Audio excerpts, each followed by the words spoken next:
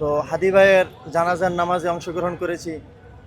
আমার কাছে মনে হয় যে আমার এই দিনটা একটা গর্বের দিন, এবং এই দিনটা আমার কাছে সারা জীবন এটা স্মৃতি হয়ে থাকবে, চিরভাস্বর হয়ে থাকবে। ঠিক ঠিক ঠিক।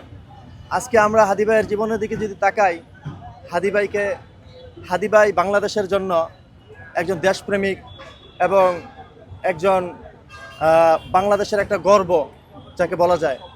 তো হাদি ভাই সবসময় তিনি ভারতের আধিপত্যবাদের বিরুদ্ধে সবসময় সোচ্চার ছিলেন, মানুষকে সবসময় ভারতের আধিপত্যবাদের বিরুদ্ধে রুখে দাঁড়ানোর জন্য সবসময় মানুষকে ডাকতেন।